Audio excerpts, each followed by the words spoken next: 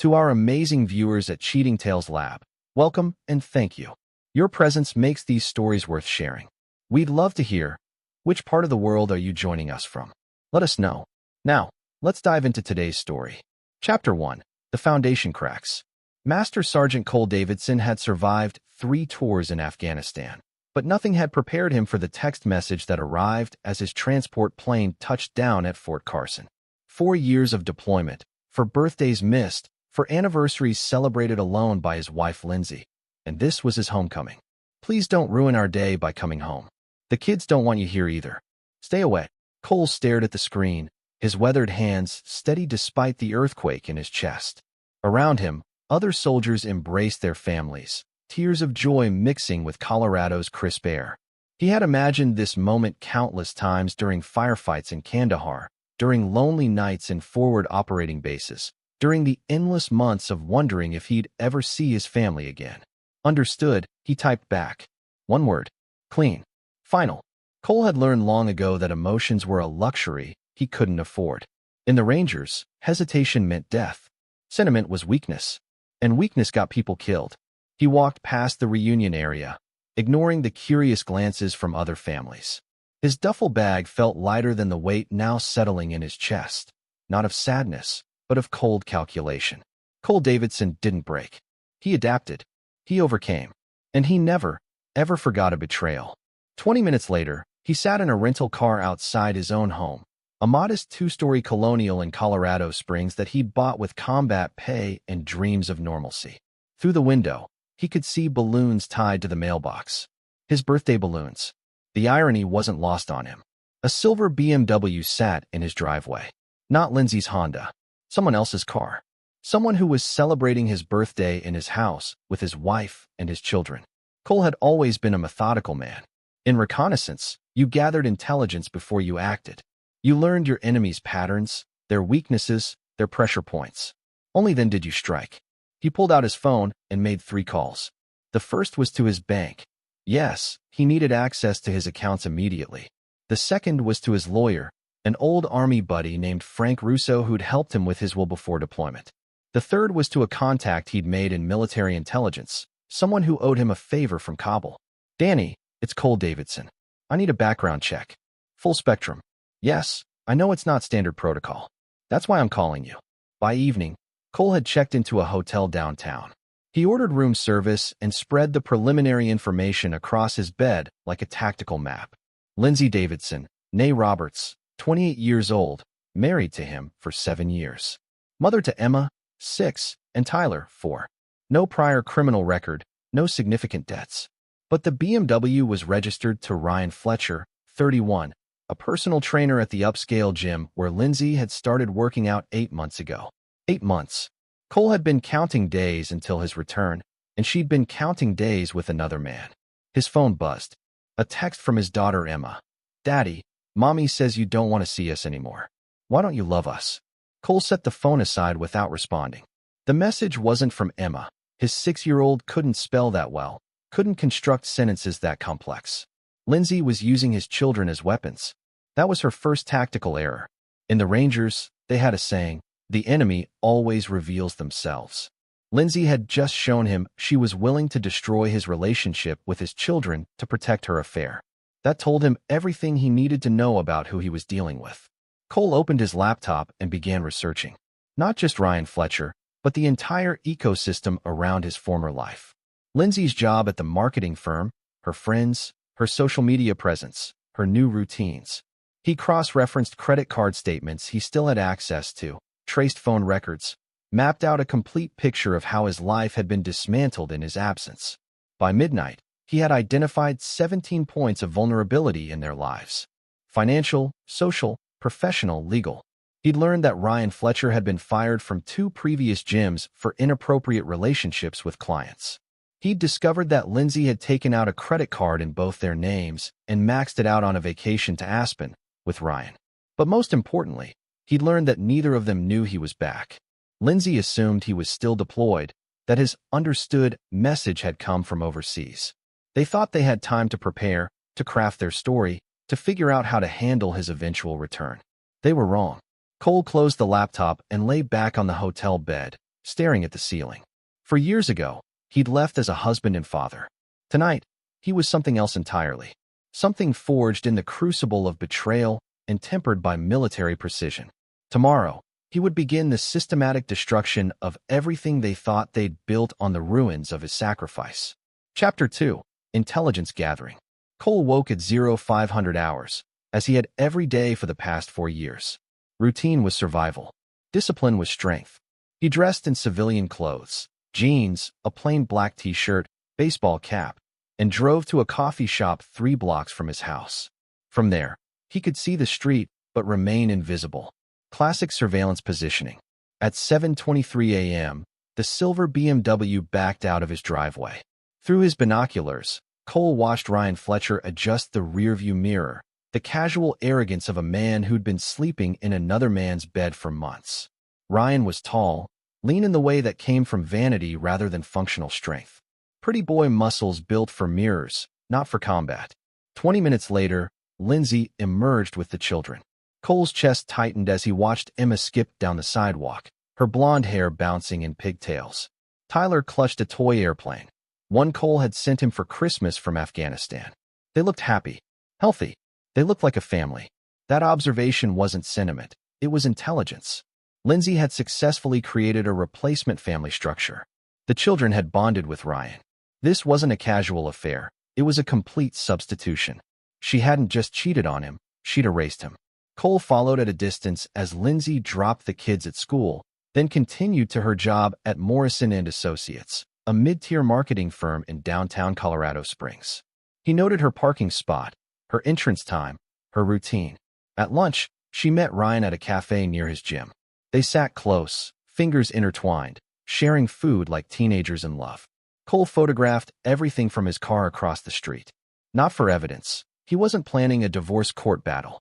These pictures were for psychological warfare. His phone rang. Davidson. Cole, it's Frank. I pulled those records you wanted. Ryan Fletcher is interesting. Guy's been around the block. 3 different gyms in 5 years. Always leaves under suspicious circumstances involving female clients. No criminal charges, but there's a pattern. Also, his lease on that BMW? It's in your wife's name. She's been paying for his car. What else? Fletcher filed for bankruptcy 2 years ago. Maxed out credit cards, defaulted on a student loan, the works. Looks like your wife has been his meal ticket. There's more. She took out a personal loan 6 months ago. 25 grand at 18% interest. Guess who co-signed as her husband? Cole felt something cold settle in his stomach. I never co-signed anything. Signature looks pretty authentic to me. Either she's gotten real good at forgery, or someone helped her. I'm sending over the paperwork. You might want to file a fraud report. After Frank hung up, Cole sat in his car outside Lindsay's office building, processing this new information. Identity theft. Fraud.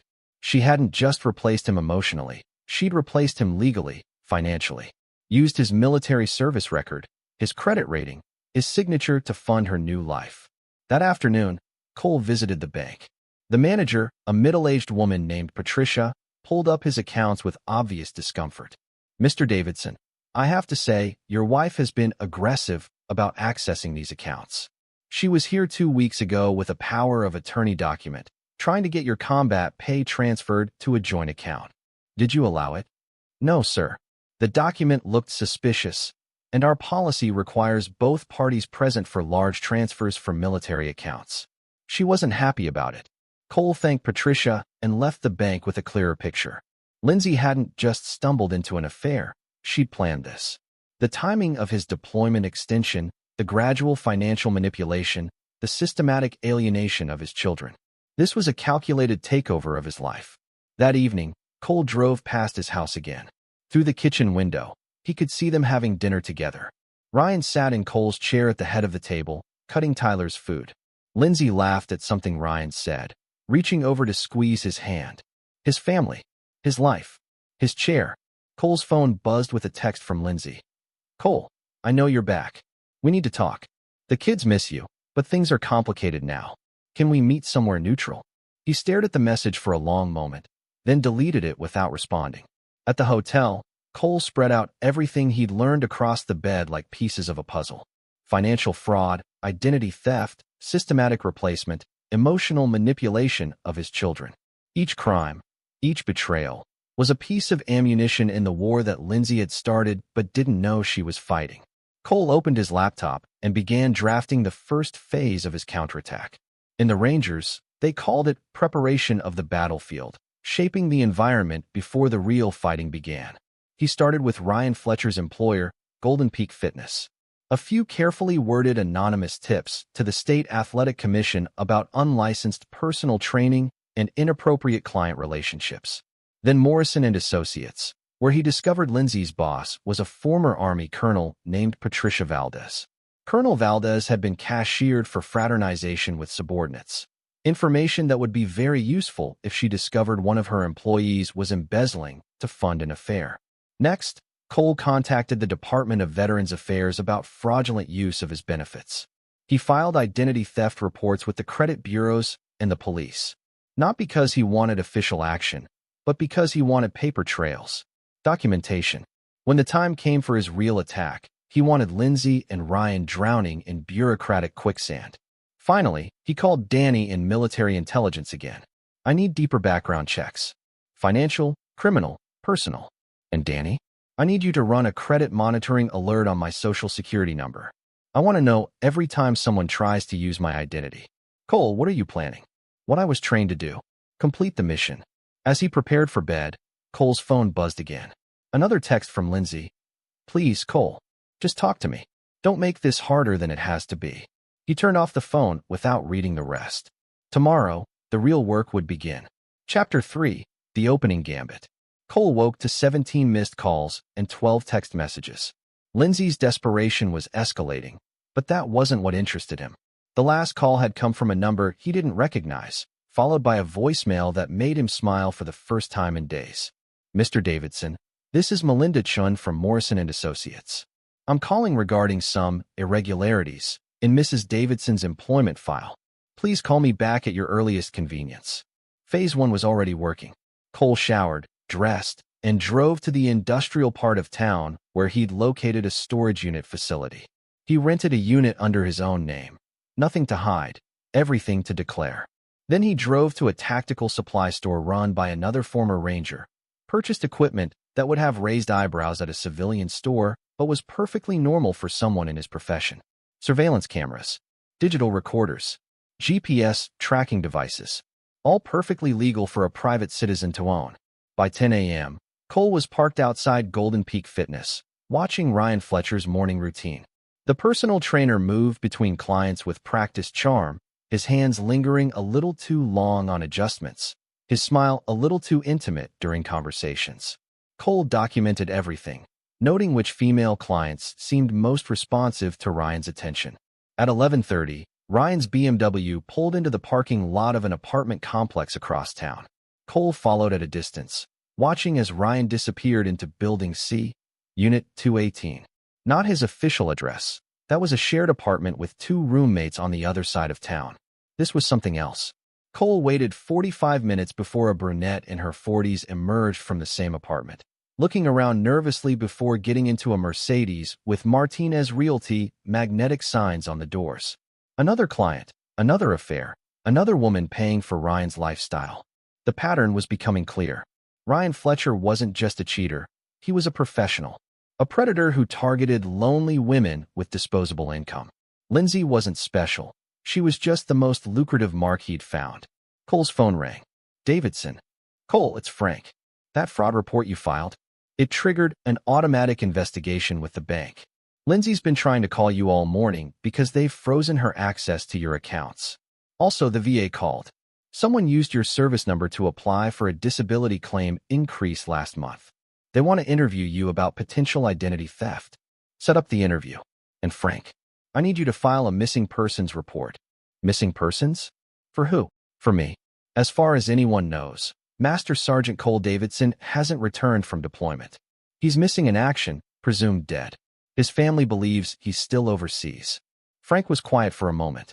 Cole, what are you doing? Legal reconnaissance. If I'm officially missing, then any financial activity in my name becomes suspicious. Any access to my accounts becomes fraud.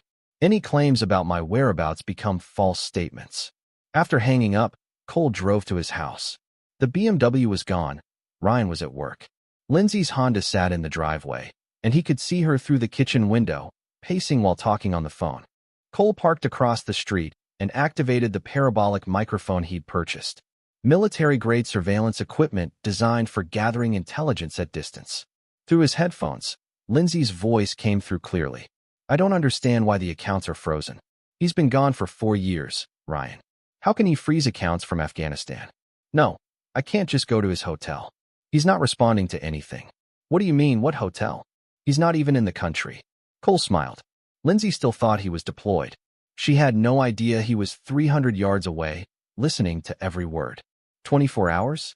The loan payment is due in 24 hours? But that's $12,000, Ryan. I can't access any of Cole's military accounts.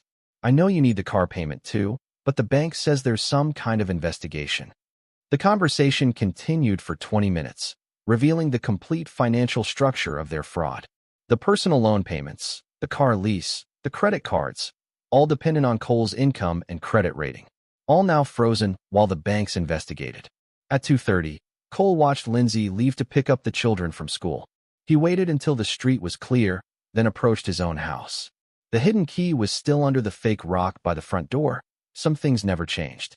Inside, the house felt like a museum of his former life. Family photos still hung on the walls, but Ryan's clothes were in the master bedroom closet. Ryan's toiletries in the master bathroom. Ryan's protein powder in the kitchen.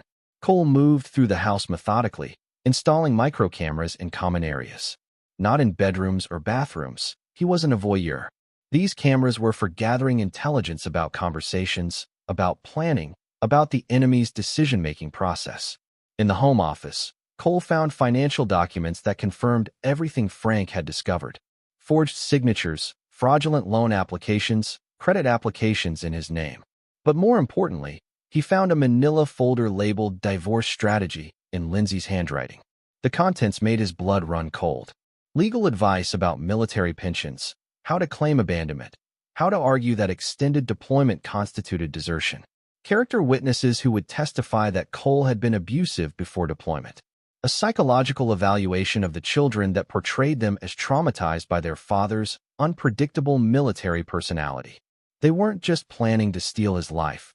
They were planning to destroy his reputation and his relationship with his children permanently. Cole photographed every document, then replaced them exactly as he'd found them.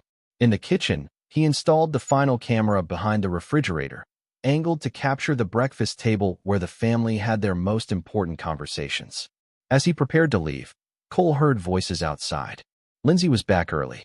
He moved to the window and saw her talking to Mrs. Patterson, the elderly neighbor who had always been friendly to him. Through the parabolic microphone, he heard Mrs. Patterson say, "I could have sworn I saw someone who looked just like Cole this morning. Same height, same walk. But that's impossible, isn't it, dear? He's still deployed." "Absolutely impossible," Lindsay replied, but Cole could hear the uncertainty in her voice. "Cole won't be back for at least another month. You must have seen someone else." But now she was suspicious. Cole could see it in her body language, the way she kept glancing at the house, at the street, at the shadows. He slipped out the back door and made his way to his car, satisfied with the day's work. The surveillance equipment was in place. The financial pressure was building. And most importantly, Lindsay was starting to realize that her carefully constructed lie was developing cracks. That evening, Cole reviewed the intelligence he'd gathered.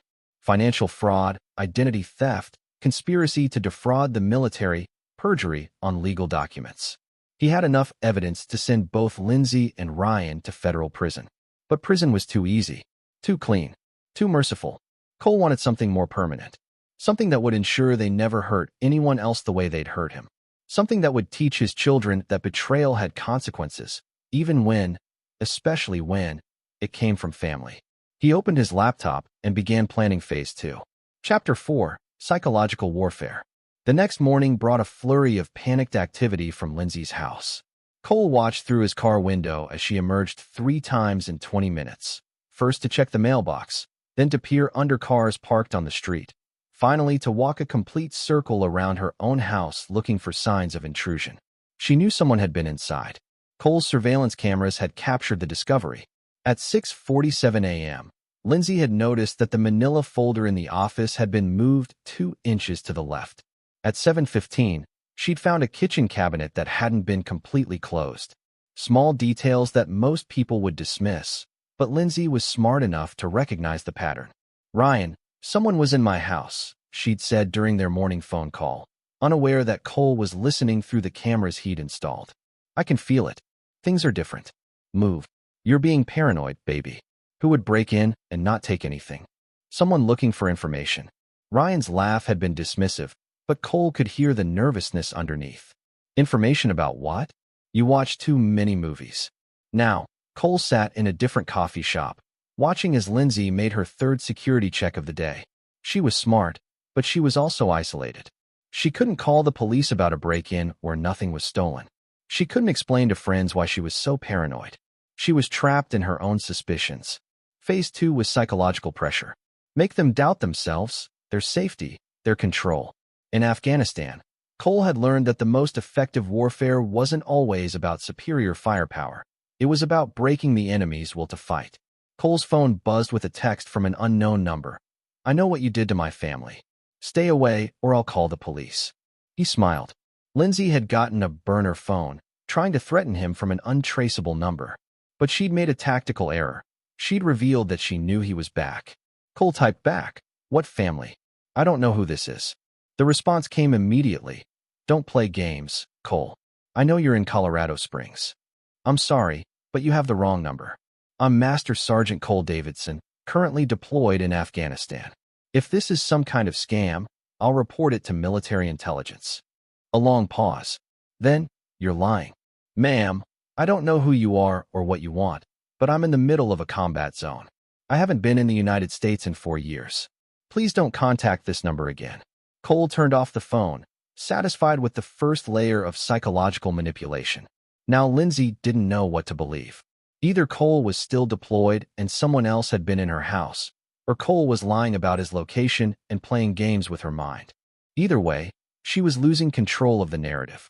At noon, Cole drove to Golden Peak Fitness.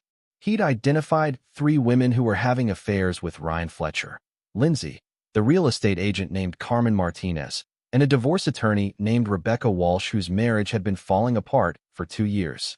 Cole approached Carmen Martinez first. She was leaving the gym after what appeared to be a very intimate training session with Ryan. "Excuse me, Mrs. Martinez? My name is Cole Davidson. I'm a private investigator working for Mrs. Rebecca Walsh.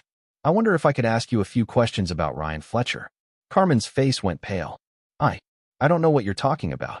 Cole showed her one of the photographs he'd taken of Ryan entering her apartment. "I'm not here to judge anyone, ma'am.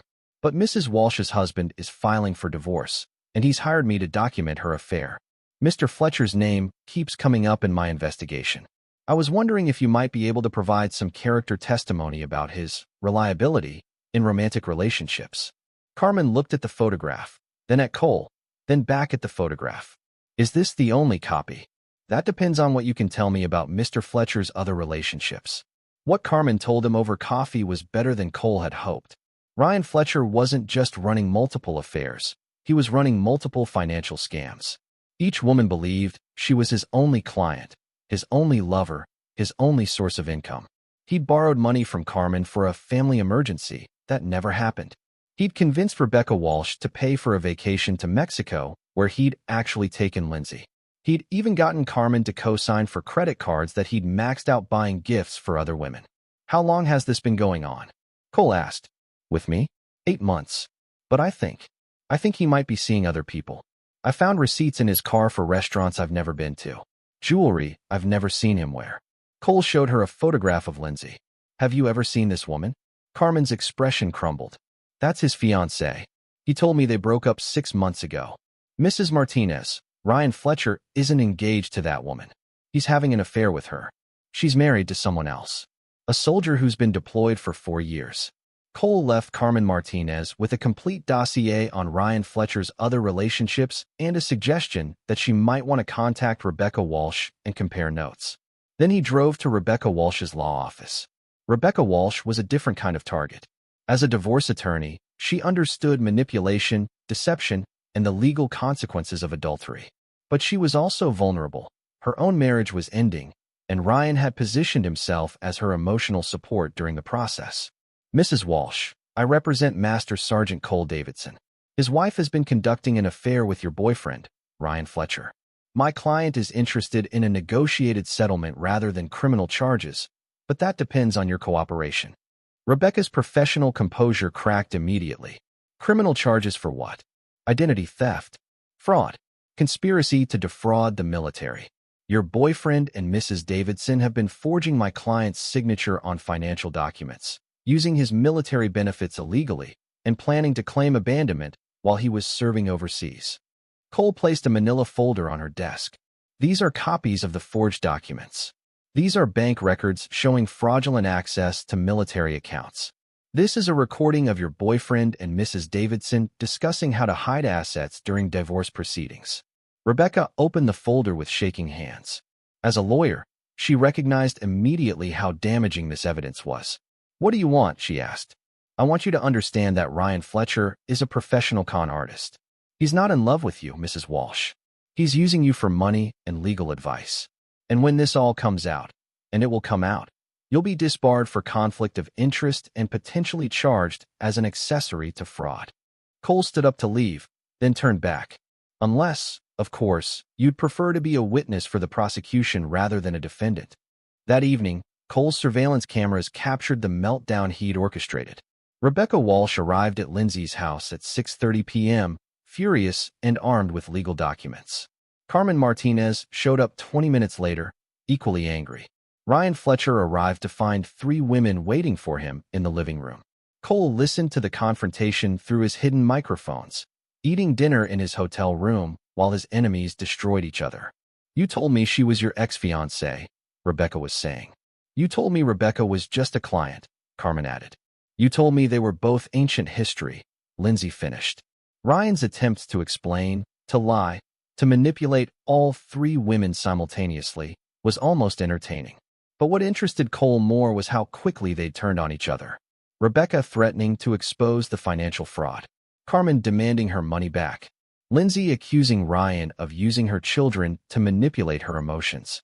By 8 p.m., Ryan Fletcher had been thrown out of Cole's house by 3 angry women who were now comparing notes about his deceptions. By 9 p.m., Rebecca Walsh was explaining to Lindsay and Carmen exactly what criminal charges they were all facing. By 10 p.m., Lindsay was calling Cole's phone, crying. Cole, please, we need to talk. I know you're back. I know you know everything. Just, please, let me explain. Cole listened to the entire voicemail, then deleted it without responding. Tomorrow, he would begin Phase 3. Chapter 5, The Trap Springs. Cole woke to the sound of his hotel room phone ringing. The front desk informed him that a woman claiming to be his wife was in the lobby, demanding to see him. She'd been there since 6 a.m. Tell her Master Sergeant Davidson is not currently registered at this hotel, Cole instructed. If she continues to loiter, call the police. Through his window, Cole could see Lindsay's Honda in the parking lot. She'd been reduced to staking out hotels, desperately trying to find him. The psychological pressure was working. She was becoming increasingly erratic, increasingly desperate. Cole ordered room service and spent the morning reviewing the intelligence from his surveillance cameras. The confrontation between Lindsay, Ryan, and his other victims had revealed crucial information. Rebecca Walsh had been providing legal advice about the divorce strategy. Carmen Martinez had been helping finance Ryan's lifestyle through a business account she managed. All 3 women were now potential co-conspirators in a federal fraud case. But more importantly, they were now at war with each other. Rebecca was threatening to turn state's evidence. Carmen was demanding financial restitution. Lindsay was trying to distance herself from the financial crimes while maintaining her relationship with Ryan. Cole's phone rang. Frank Russo. Cole, we have a problem. Lindsay hired a lawyer, some hotshot from Denver named Mitchell Grant. He's filing for an emergency custody hearing, claiming you've abandoned your children and are psychologically unstable. He's also requesting a restraining order, saying you've been stalking and harassing her. On what evidence? The break-in at your house. The mysterious phone calls. The fact that you haven't contacted your children since returning from deployment. They're painting you as a dangerous veteran with PTSD who's become fixated on destroying his family. Cole smiled. Perfect. Perfect. Cole, if they get that restraining order, you won't be able to see Emma and Tyler. If they get emergency custody, it could take months to reverse. Frank, I need you to do exactly what I tell you. File a counter motion requesting a psychological evaluation of both parents. Request a forensic audit of all financial accounts. And most importantly, request that all parties submit to polygraph examinations regarding their truthfulness in sworn statements. Polygraphs aren't admissible in Colorado family court. I don't care about admissible. I care about pressure. Lindsay and her lawyer know they've filed fraudulent documents. They know they've perjured themselves in sworn statements. The threat of a polygraph will make them panic. What about the stalking allegations? I haven't stalked anyone. I've conducted legal surveillance on my own property and in public spaces. But Frank, make sure the judge knows that Master Sergeant Davidson has been officially missing in action for the past week. Make sure they know that the military has no record of him returning to the United States. Cole hung up and immediately called Danny in military intelligence. Danny, I need a favor. I need my official status to show that I'm still deployed, still in Afghanistan, and that any reports of me being in the United States are unconfirmed. Cole, that's going to require some creative paperwork. Danny, you owe me for Kabul. This squares us. That afternoon, Cole drove to the courthouse for the emergency hearing. He wore his full dress uniform, every ribbon and medal in perfect alignment. The psychological impact was immediate. Everyone in the courtroom, from the bailiff to the judge, straightened unconsciously when he entered. Lindsay was there with Mitchell Grant, a silver-haired attorney in an expensive suit. Her face was pale, her eyes red from crying. Ryan Fletcher sat in the back row, trying to look supportive while clearly wanting to be anywhere else. Your Honor, Grant began, my client has been terrorized by her husband since his alleged return from military deployment. Despite having no confirmed evidence that Sergeant Davidson is actually in the country, someone matching his description has been conducting surveillance on her home, breaking into her residence, and making threatening phone calls. Judge Patricia Valdez, the same former Army colonel that Cole had researched, looked up from the file. Counselor, according to the documents filed by Mr. Russo, Master Sergeant Davidson is currently on active duty in Afghanistan. The Department of Defense has no record of him returning to the United States. Grant looked confused. Your Honor, that's impossible. My client has received phone calls. From Afghanistan. Frank Russo interrupted, standing. Your Honor, my client has been serving his country in a combat zone for 4 years. Any phone calls he's made have been from his forward operating base. Any text messages have been sent through military communication channels with significant delay. Judge Valdez turned to Lindsay. Mrs. Davidson, you're alleging that your husband has been physically present in Colorado Springs, conducting surveillance and breaking into your home. But the military says he's in Afghanistan. Can you explain this discrepancy? Lindsay looked at her lawyer, then at Cole, then back at the judge. I know it was him. I know my husband. Do you have any photographic evidence? Video evidence? Any witnesses who can confirm that the person you saw was actually Master Sergeant Davidson and not someone who merely resembled him? No, but Mrs. Davidson, Judge Valdez continued, I'm looking at your financial records as part of this custody filing. Can you explain why you've been accessing your husband's military accounts without authorization? Can you explain these loan applications that appear to have forged signatures? Grant stood quickly. Your Honor, we'd like to request a recess to review these financial documents. Denied. Mrs. Davidson, you filed for emergency custody based on allegations that your husband is psychologically unstable and dangerous. But the evidence suggests that while he's been serving overseas, you've been committing financial fraud and identity theft. Would you like to explain this? Cole watched Lindsay crumble under the judge's questions. Every lie she'd built her case on was collapsing under legal scrutiny. She couldn't prove he'd been stalking her without admitting that she'd been lying about his deployment status. She couldn't maintain her financial innocence without explaining the forged documents. Your Honor, Judge Valdez said finally, I'm dismissing this emergency custody motion. Mrs. Davidson, you will return the children to Master Sergeant Davidson immediately upon his return from deployment. Furthermore, I'm ordering a full investigation into the financial irregularities in this case. If criminal charges are warranted, they will be filed. But Your Honor, Grant protested, the children's safety. The children's safety is not threatened by a man who's been serving his country in Afghanistan.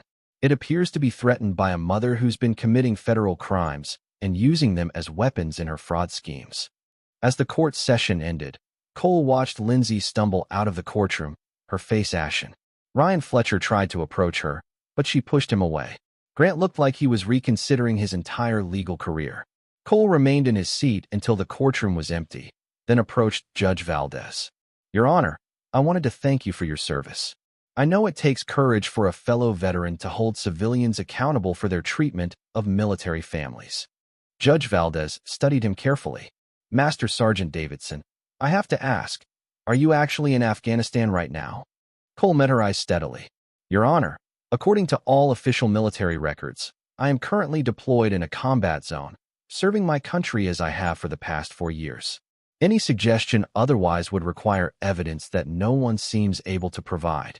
Judge Valdez nodded slowly. "Understood, Sergeant. And Sergeant, I hope you find justice for what's been done to your family." Cole left the courthouse knowing that Phase 3 was complete. Lindsay's legal strategy had collapsed. Her financial crimes were under investigation. Her relationship with Ryan was crumbling. And most importantly, she now knew that he was hunting her with the same methodical precision he'd once used against enemy combatants. But Cole wasn't finished. Not even close. Phase 4 would be personal. Chapter 6, The Children's Choice. That evening, Cole sat in his hotel room monitoring the surveillance feeds from his house. The cameras had captured Lindsay's return from court, defeated, desperate, and finally beginning to understand the scope of her situation. She'd spent an hour on the phone with her lawyer, another hour crying in the kitchen, and finally called her mother in Denver. "Mom, I need help. Everything's falling apart. The court case, the money, Ryan, and Cole, he's like a ghost. I know he's here, but no one believes me." Cole listened to Lindsay's mother offering useless platitudes about working things out, about marriage being a sacred commitment, about thinking of the children. What interested him more was what happened after she hung up. Lindsay sat Emma and Tyler down at the kitchen table, the same table where they'd celebrated countless birthdays and holidays as a family. Through the hidden camera, Cole could see his children clearly for the first time since returning. Emma had grown taller, her blonde hair longer, her face more mature. Tyler still carried the toy airplane Cole had sent him, even after all this time. Both children looked confused and tired, casualties in a war they didn't understand. "Kids, we need to talk about Daddy," Lindsay began, her voice carefully controlled. "You know how I told you that Daddy might not come home from the army? Well, there's a chance he might try to visit us soon, but it might not be safe." Emma, always the more perceptive child, frowned. "Why wouldn't Daddy be safe? Is he hurt?" "No, sweetheart. Sometimes when soldiers come home from war, they're different. Their minds get sick. They might do things that seem scary or confusing." Cole felt his hands clench into fists. She was poisoning his children against him, using their innocent trust to build a foundation of fear. "But Daddy loves us," Tyler said, clutching his airplane. "He sends me toys." "I know, baby. Daddy does love you. But sometimes love isn't enough. Sometimes people change in ways that make them dangerous, even to the people they love most." Emma was old enough to detect the inconsistency. "Mommy, you said Daddy was still in Afghanistan. If he's still fighting, how could he visit us?" Lindsay hesitated, trapped between her lies. "Well, sweetie, sometimes soldiers come home without permission. Sometimes they get confused about where they're supposed to be." "You mean Daddy might be AWOL?" Emma asked, using a military term she'd obviously learned from Cole. "Something like that. So if a man who looks like Daddy comes to our house, we need to call the police, okay? Even if he says he's your father, even if he looks just like him, we need to be very careful." Cole had heard enough. He turned off the surveillance feed and sat in the dark hotel room, processing what he'd just witnessed. Lindsay wasn't just stealing his money or his marriage. She was stealing his children's memories of him. She was turning his sacrifice into a threat, his service into a sickness. That was unforgivable. Cole picked up his phone and called Frank Russo. "Frank, I need you to arrange something. I want to see my children, but not at the house. Somewhere neutral, somewhere safe. And I want it to be a surprise. Cole, the custody situation is complicated. The judge awarded me access to my children. Lindsay has been violating that order by telling them I'm dangerous and not to trust me. I want them to remember who their father really is before she poisons them completely. Where do you want to meet them?" "The park where I used to take them." Miller's Grove. Friday afternoon, after school. And Frank, I want you to be there as a witness to everything that happens. Friday afternoon, Cole arrived at Miller's Grove Elementary School wearing civilian clothes, jeans, a Colorado Rockies t-shirt, the baseball cap Emma had given him for Father's Day 3 years ago. He looked like any other dad picking up his kids, nothing threatening or military or dangerous. He waited by the playground where he'd pushed Emma on the swings, where he'd taught Tyler to throw a baseball, where they'd spent countless afternoons before his deployment. The same playground where he'd promised them he'd come home safe. At 3:15, the school dismissal bell rang. Cole watched the stream of children emerge from the building, searching for familiar faces. Then he saw them. Emma walking with careful responsibility, Tyler skipping beside her, both looking for Lindsay's Honda. Cole stepped out from behind the tree where he'd been waiting. Emma. Tyler. Emma turned at the sound of his voice, her eyes widening in shock. For a moment, she looked exactly like she had at 3 years old, running to greet him after long training exercises. "Daddy," she whispered. Tyler's reaction was immediate and primal. He dropped his backpack and ran toward Cole at full speed, launching himself into his father's arms with the absolute trust that only children possess. "Daddy, Daddy, you came home. Mommy said you might not come home, but you did. You came home." Cole caught his son, feeling 4 years of separation collapse into this single moment. Tyler wrapped his arms around Cole's neck and held on like he'd never let go. Emma was more cautious, approaching slowly. At 6, she was old enough to remember the warnings Lindsay had given her, but she was also old enough to recognize that this man, her father, didn't seem dangerous or sick or frightening. "Daddy, are you supposed to be here?" she asked, her voice small and uncertain. Cole knelt down so he could look directly into her eyes, Tyler still clinging to him. "Emma, I'm exactly where I'm supposed to be. I'm supposed to be with my children. But Mommy said." "Emma, what do you remember about me? Before I left for the army, what kind of daddy was I?" Emma's face crumpled slightly. "You were the best daddy. You read us stories and made pancakes and taught me to ride my bike without training wheels. Do you remember what I promised you before I left? You said you'd come home safe. And here I am, home and safe." Tyler pulled back to look at his father's face. "Daddy, why does Mommy say you're sick? You don't look sick." Cole felt his heart break and harden simultaneously. "Tyler, sometimes grown-ups say things when they're scared or confused. Mommy isn't lying on purpose, but she's wrong about me being sick. Are you going to live with us again?" Emma asked. The question hung in the air like a challenge. Cole could have said yes, could have made promises about rebuilding their family, could have painted a picture of happily ever after. Instead, he chose honesty. "I don't know, sweetheart. Mommy and I have some grown-up problems to solve first. But I want you both to know that no matter what happens, no matter where I live or where you live, I will always be your daddy. I will always love you. And I will always keep my promises to you." They spent an hour at the playground. Cole pushed Emma on the swings and threw a football with Tyler. They talked about school and friends and the toys he'd sent them from Afghanistan. For 1 hour, they were a father and his children, nothing more complicated than that. When Lindsay's Honda pulled into the parking lot, Cole could see the panic on her face through the windshield. She'd obviously gotten a call from the school, had probably driven there in terror, expecting to find police cars and ambulances. Instead, she found her children laughing with their father on the playground where they'd always played.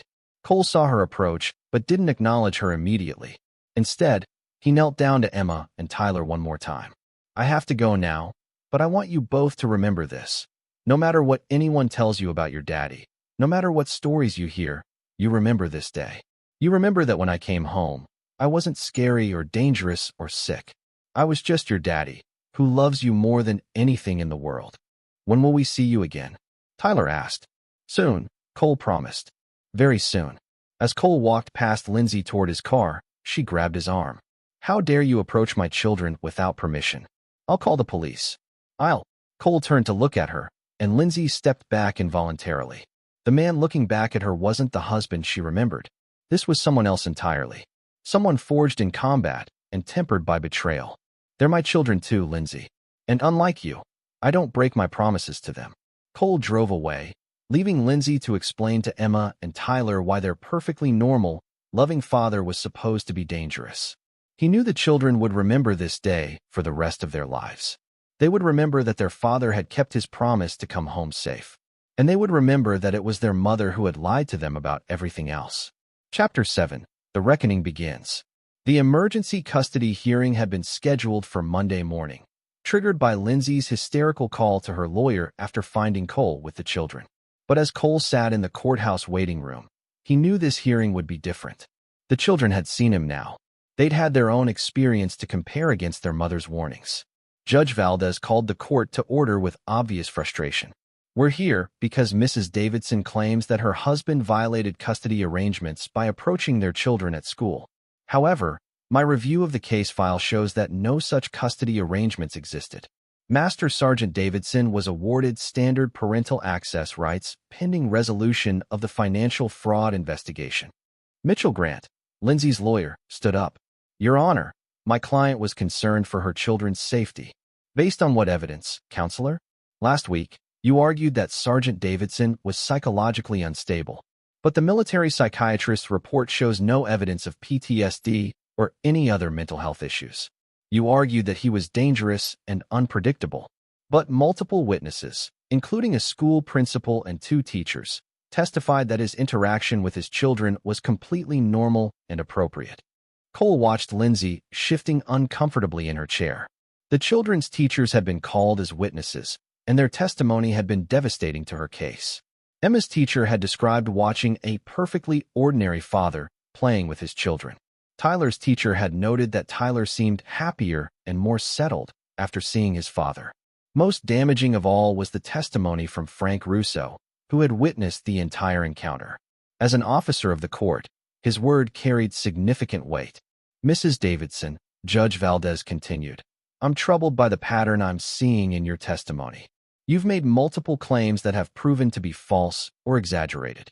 You've alleged that your husband was stalking you, but provided no evidence. You've claimed he was dangerous to your children, but the evidence shows the opposite. You've submitted financial documents that appear to contain forged signatures. Grant tried to interrupt. Your Honor, if we could focus on the custody issue. We are focusing on the custody issue, Counselor. I'm trying to determine which parent is acting in the best interests of these children. And based on the evidence, it appears that Mrs. Davidson has been lying to them about their father, potentially causing psychological harm. Cole had been watching Lindsay throughout the hearing, and he could see her carefully constructed facade cracking. The pressure of the lies, the financial investigation, the collapse of her relationship with Ryan, it was all taking its toll. Your Honor, Judge Valdez said, looking directly at Lindsay, I'm ordering a custody evaluation by a qualified child psychologist. During this evaluation, both children will be interviewed separately about their relationships with both parents. I'm also ordering that Master Sergeant Davidson be granted supervised visitation rights pending the completion of this evaluation. But Your Honor, Grant protested, the safety concerns are unfounded and possibly fabricated. Furthermore, I'm referring this case to the District Attorney's Office for possible criminal charges related to the financial fraud allegations. Mrs. Davidson, you have the right to remain silent, but anything you say in this courtroom can be used against you in criminal proceedings. Lindsay went pale. This wasn't just about custody anymore. It was about prison time. As they left the courthouse, Cole overheard Grant telling Lindsay that her case was falling apart. You need to consider a plea bargain, he was saying. The financial evidence is overwhelming. If this goes to trial, you could be looking at federal charges. That afternoon, Cole's surveillance cameras captured a meeting at his house that he'd been expecting. Ryan Fletcher, Carmen Martinez, and Rebecca Walsh had all arrived within minutes of each other. The 3 victims of Ryan's cons were comparing notes and planning their next move. Through his hidden microphones, Cole listened as Rebecca laid out the legal situation. We're all facing potential criminal charges as accessories to fraud, she explained. The prosecution is going to argue that we knowingly participated in a scheme to defraud a military serviceman. Our only chance is to cooperate fully and demonstrate that we were victims of Ryan's manipulation. Carmen was less interested in legal strategy than in financial recovery. I want my money back. $37,000 over 8 months. I don't care about the legal stuff. I want Ryan to pay me back. Ryan himself looked like a cornered animal. Ladies, we can work this out. Nobody needs to go to prison. Nobody needs to turn on anybody else. We just need to. We need to tell the truth, Rebecca interrupted. Ryan, you lied to all of us. You manipulated all of us. You used all of us. And now we're all facing criminal charges because of your schemes. What truth? Ryan demanded. That you all willingly gave me money? That you all knew I was seeing other people? That you all helped me access Cole Davidson's accounts because you thought it would benefit you? The room went silent. Ryan had just confessed to the fraud on tape, in front of 3 witnesses, and Cole's surveillance system had captured every word. Carmen was the first to break.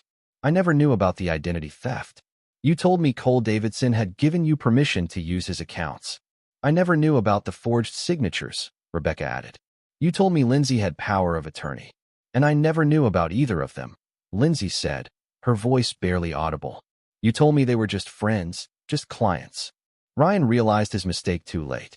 In trying to shift blame to the women, he'd forced them to confess their own ignorance of the larger scheme. He'd essentially provided Cole with 3 prosecution witnesses who could testify that they'd been deceived about the extent of the fraud. Cole turned off the surveillance feed and called the number Danny had given him for the FBI's Financial Crimes Unit. Agent Sarah Mitchell, this is Cole Davidson. I have evidence of a federal fraud scheme that I think you'll find interesting. 2 hours later, Cole met Agent Mitchell at a coffee shop downtown. She was a sharp-eyed woman in her 40s who specialized in military-related financial crimes. Sergeant Davidson, I've reviewed the preliminary evidence from the bank investigation. This appears to be a sophisticated identity theft scheme. How much evidence do you have? Cole handed her a thumb drive.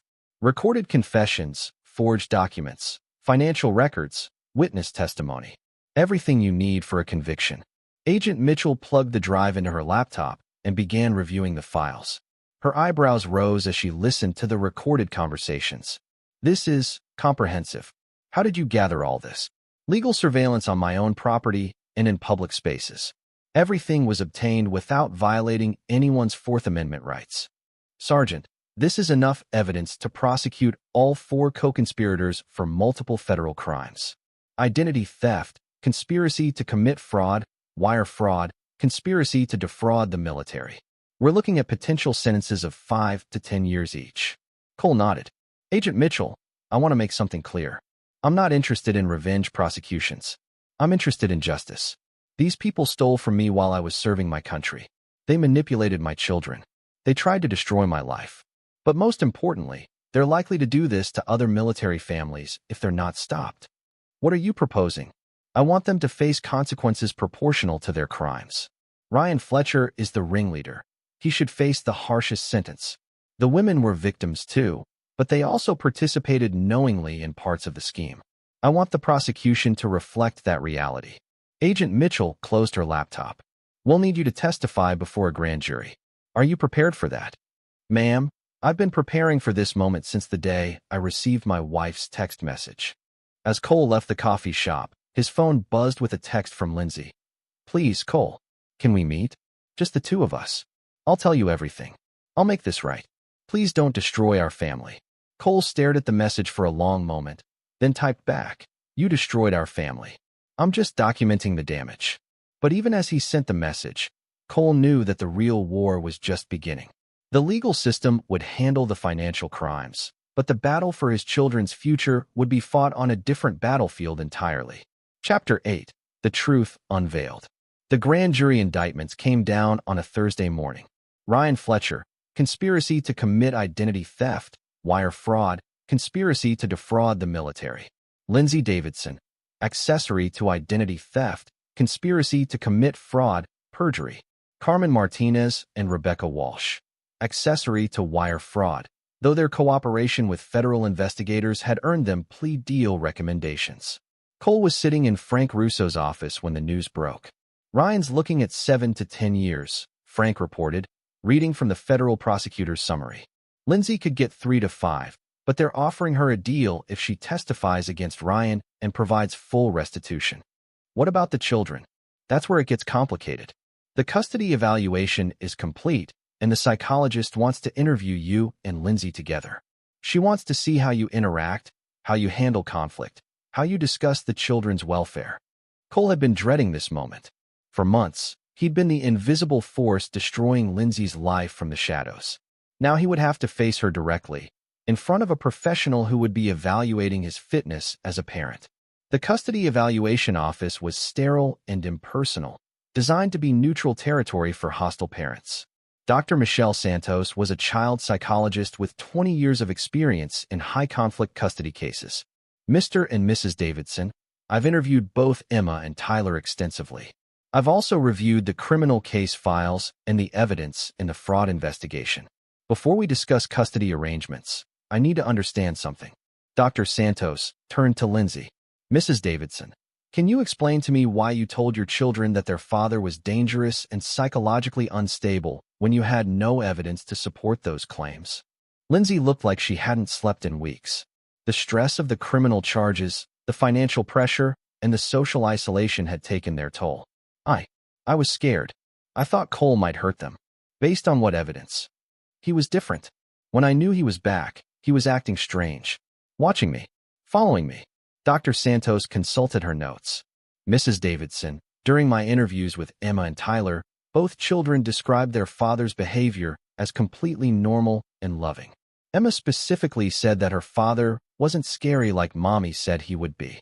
Tyler said his father played with me just like before. Can you explain this discrepancy? Lindsay glanced at Cole, then back at Dr. Santos. I don't know. Maybe I was wrong about him being dangerous.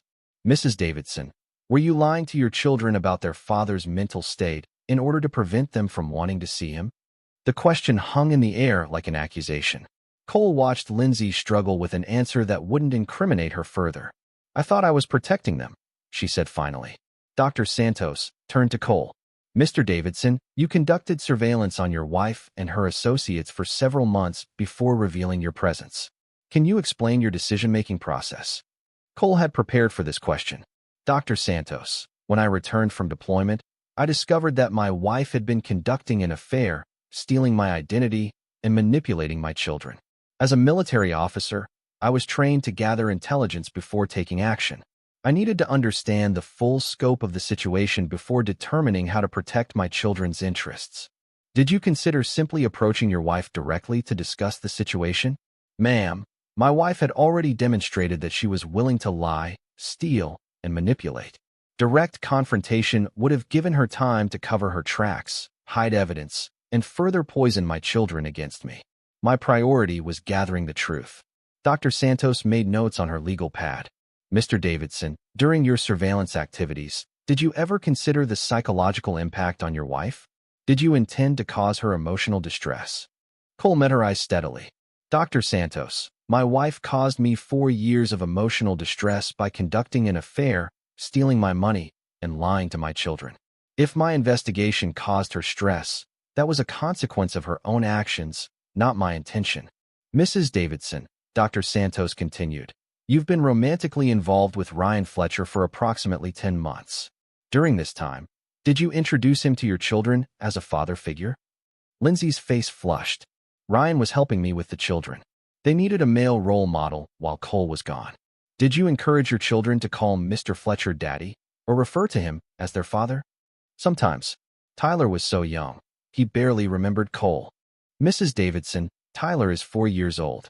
His father deployed when he was 6 months old. Are you saying that a 4-year-old has no capacity to understand who his biological father is? Cole watched Lindsay realize she'd walked into a trap.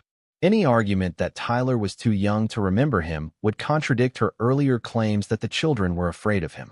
I just thought it would be less confusing for them to have stability. Dr. Santos was relentless.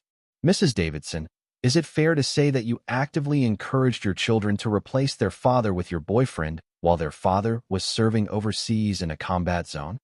Lindsay began crying. I was alone for 4 years. For years. Do you know what it's like to raise 2 children alone while your husband is off playing soldier? The room went silent. Cole felt something cold and final settle in his chest. Mrs. Davidson, Dr. Santos said quietly, did you just refer to your husband's military service as playing soldier? Lindsay realized what she'd said, but it was too late. The mask had slipped completely. I didn't mean. Mrs. Davidson, your husband was deployed in Afghanistan for 4 years, serving his country in a combat zone. During that time, you committed federal crimes using his identity, conducted an affair, and tried to erase him from his children's lives. And you just characterized his sacrifice as playing soldier. Cole stood up. Dr. Santos, I think this evaluation is complete. I'd like to request full custody of my children. Dr. Santos looked at Lindsay, who was sobbing uncontrollably. Mrs. Davidson, do you have anything else you'd like to say? Through her tears, Lindsay looked at Cole. I'm sorry. I'm so sorry. I never meant for it to go this far. I never meant to hurt the children. Please, Cole, please don't take them away from me completely. Cole studied his wife, his ex-wife in all but legal paperwork, and felt nothing but contempt. Lindsay, you made your choice when you decided that another man was more important than your children's father. You made your choice when you decided that stealing my money was more important than my sacrifice. You made your choice when you decided to poison my children against me. He turned to Dr. Santos. I'll be filing for full custody with supervised visitation for Mrs. Davidson pending completion of her criminal sentence. As Cole left the evaluation office, he felt a weight lifting from his shoulders. The war was nearly over. Soon, his children would be safe from their mother's manipulations. Soon, justice would be served. But first, he had one final conversation to have with Ryan Fletcher. Chapter 9, The Final Move. Cole found Ryan Fletcher at Golden Peak Fitness, training a new client, a young blonde woman who looked barely old enough to drink. Even facing federal charges and the collapse of his entire scheme, Ryan was still hunting for new victims. Cole waited in the parking lot until Ryan's session ended, then approached him as he walked to his car, or rather, to Lindsay's BMW, which had been repoed 3 days earlier when she missed the payment. Ryan. Fletcher turned, and Cole saw fear flicker across his face before he tried to mask it with false bravado. Cole, finally showing yourself, huh? I was wondering when you'd grow the balls to face me directly. Cole smiled, a cold expression that made Ryan take an involuntary step backward. I wanted to thank you, actually. Thank me. For showing me who my wife really was. For revealing her true character. For making it impossible for me to ever doubt that divorcing her was the right decision. Ryan's confusion was genuine. You're thanking me for sleeping with your wife? Ryan, you did me a favor. You exposed a cancer in my life before it could spread any further. You revealed that the woman I married was capable of betraying everything she claimed to believe in. You showed me that my children needed protection from their own mother. Cole pulled out his phone and showed Ryan a text message. This is from Emma, my 6-year-old daughter. She sent it yesterday. The message read, Daddy, Tyler and I want to live with you. Mommy cries all the time, and she's always angry. Can you come get us? You see, Ryan, children are remarkable judges of character. They can sense authenticity. They can tell the difference between someone who genuinely loves them and someone who's using them as weapons in an adult conflict. Ryan was backing toward his car now, clearly wanting to end this conversation. Look, man, I'm sorry about how things went down. I never meant for it to get so complicated. Oh, but it's not complicated at all. It's actually very simple. You're a predator who targets vulnerable women. You manipulate them emotionally and exploit them financially. You destroyed my marriage, corrupted my wife, and traumatized my children. And now you're going to pay for all of it. The federal charges aren't my fault, Ryan said desperately. Lindsay handled all the financial stuff. I didn't know she was forging signatures or stealing your identity. Cole pulled out a small digital recorder and played a clip from one of his surveillance recordings. Ryan's own voice saying, We just need to be careful about how we access Cole's accounts. If we keep the withdrawals small and spread them out, nobody will notice until he gets back. Ryan's face went white. You recorded me? I recorded everything, Ryan. Every conversation, every plan, every crime. The FBI has it all. Cole stepped closer, and Ryan pressed back against his car. But here's what the FBI doesn't know, Ryan. Here's what I haven't shared with them yet. Cole pulled out his phone again and showed Ryan a series of photographs. Carmen Martinez isn't the only married woman you've been manipulating. Jessica Hendricks, the real estate agent who sold you the apartment where you meet your conquests. Monica Liu, the bank manager who helped you process the fraudulent loans. Sarah Wilson, the city clerk who expedited your business licenses. Each photograph showed Ryan in intimate situations with different women, women who were all married, all in positions that could help his schemes, all victims of his manipulation. 14 women, Ryan. 14 married women with careers, families, reputations. All of them helping you commit crimes because they thought you loved them. all of them facing potential prosecution as accessories to your schemes. Ryan was shaking now. What do you want? I want you to understand the scope of what you've done. You didn't just steal money, Ryan. You destroyed families. You corrupted good people. You turned mothers into criminals and wives into liars. 14 families, Ryan. 14 marriages that you poisoned with your greed and narcissism. Cole put his phone away and leaned against Ryan's car, trapping him. Here's what's going to happen. You're going to plead guilty to all federal charges. You're going to accept the maximum sentence without appeal.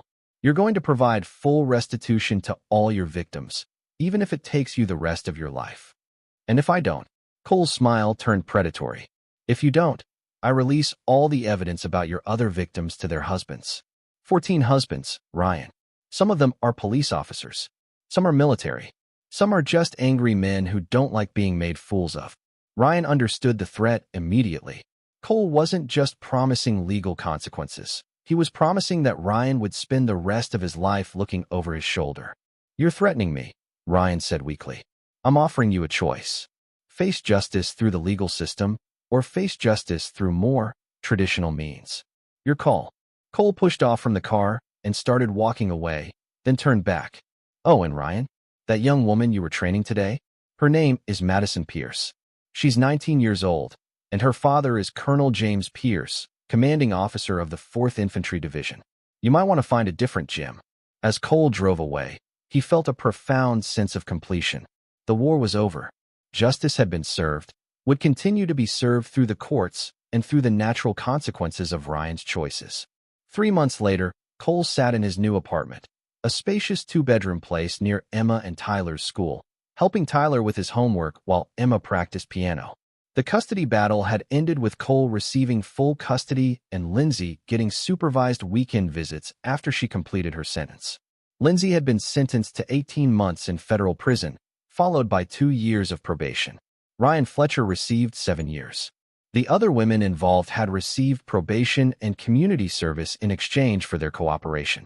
Cole's phone buzzed with a text from Frank Russo. Divorce finalized. House sold. Proceeds split according to court order. It's finally over. Cole looked around his apartment, modest but clean, filled with his children's laughter and their artwork on the refrigerator, and realized that Frank was wrong. It wasn't over. It was just beginning. Daddy, Emma said from the piano bench, are you happy now? Cole considered the question seriously. Was he happy? He was no longer married to a woman who had betrayed everything they'd built together. His children were safe from manipulation and lies. Justice had been served against those who had wronged them. He had his honor, his integrity, and his future. Yes, sweetheart, he said finally. I'm happy now. Good, Emma said, turning back to her piano. Tyler, and I like it when you're happy. Cole Davidson had left for Afghanistan as a husband and father. He'd returned as something else entirely. A guardian, a protector, a man who understood that some betrayals could never be forgiven, some lines could never be uncrossed.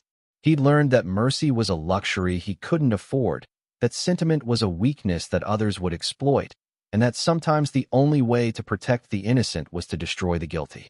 Most importantly, he learned that family wasn't just about blood or marriage or legal documents. Family was about loyalty, sacrifice, and the unbreakable bonds forged by truth and tested by adversity. And in the end, that was enough. This is where our story comes to an end. Share your thoughts in the comments section. Thanks for your time. If you enjoy this story, please subscribe to this channel. Click on the video you see on the screen, and I will see you there.